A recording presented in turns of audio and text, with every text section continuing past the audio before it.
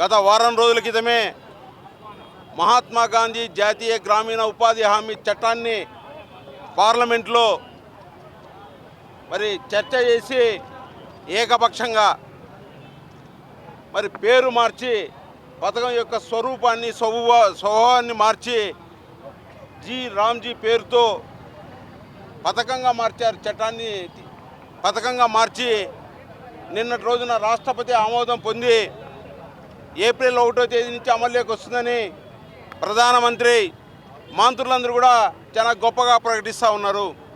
ముఖ్యమంత్రి చంద్రబాబు గారు సమాధానం చెప్పాలి.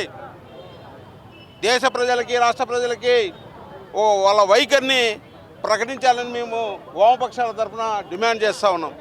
కేంద్ర ప్రభుత్వం ఎంత ఇస్తూ ఉంది నిధులు, రాష్ట్ర ప్రభుత్వం ఎంత ఇస్తూ ఉంది, గతంలో ఉన్నటువంటి చట్టం ప్రకారం ఎంత వచ్చేది, ఇప్పుడు మీరు ఎంత ఇస్తూ ఉన్నారని. మరి రాష్ట్ర ప్రభుత్వాలు 10% ఉంటే 90% నిధులు ఈ పథకానికి మరి కేంద్ర ప్రభుత్వం ఇచ్చేది.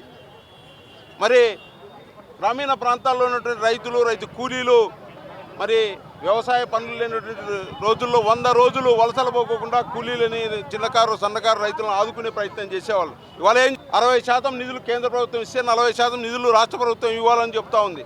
ఎన్నికల్లో హామీలు ఇచ్చి అమలు చేయలేనటువంటి రాష్ట్ర ప్రభుత్వం ఆర్థిక పరిస్థితి. ఇవాటికి కూడా జాబ్ క్యాలెండర్ లేదు, నిరుద్యోగులకి నిరుద్యోగ భృతి లేదు. స్త్రీలందరికీ కూడా 19 సంవత్సరాల నుంచి 49 సంవత్సరాల వరకు ఉన్నటువంటి స్త్రీలందరికీ కూడా నెలకి 1500 రూపాయలు బ్యాంక్ ఖాతాలో ఇస్తామని దానికి దిక్కే లేదు. ఎన్డీఏ ప్రభుత్వంలో ఉన్నటువంటి చంద్రబాబు గారు నోరు ఇప్పాలి, స్పందించాలి. అంతేగాని వాళ్ళ గ్రామీణ ప్రాంత కూలీలకి రైతులకి మరి పొట్టను కొట్టే ప్రయత్నం చేస్తే ఖచ్చితంగా కమ్యూనిస్టులుగా ఈ పథకాన్ని కాపాడుకోవడానికి, ఈ పథకాన్ని కొనసాగించడానికి మేము ఎంతటికైనా ముందుకు వస్తాము. దేశవ్యాప్తంగా గ్రామీణ ప్రాంతాల్లో వ్యవసాయ కూలీలకు ఉపాధి గ్యారెంటీ కావాలని చెప్పేసి వామపక్షాలు పెద్ద ఎత్తున ఒత్తిడి చేశాయి. స్వాతంత్రం వచ్చినప్పటి నుంచి ఉపాధి కార్మికులకు గ్యారెంటీ లేని పరిస్థితి ఉంది.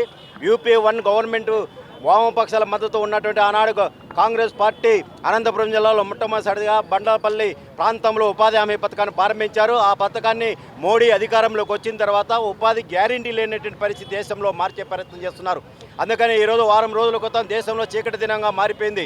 స్వాతంత్ర ఉద్యమ చరిత్ర లేనటువంటి బీజేపీ ఈరోజు మహాత్మా గాంధీ పేరు ఉన్నటువంటి మహాత్మా గాంధీని పేరు తొలగించడానికి కోసం ఇదో ప్రయత్నం కుట్ర పన్నుతున్నారు. అందుకని ఉపాధి పథకాన్ని ఈరోజు నిర్వీర్యం చేసేట కుట్ర కొనసాగుతుంది. ఈ కుట్రను వామపక్షాలు దేశవ్యాప్తంగా పెద్ద ఎత్తున వ్యతిరేకిస్తాయి. దీని వామపక్షాలు అట్లాగే లౌకికవాదం అట్లాగే ప్రజల కోసం గ్యారెంటీగా పనిచేస్తామని చెప్పేసి కూటమిలో భాగస్వామైనటువంటి తెలుగుదేశం పార్టీ పవన్ కళ్యాణ్ గారు ఈరోజు దీనిపై మాట్లాడాలని చెప్పి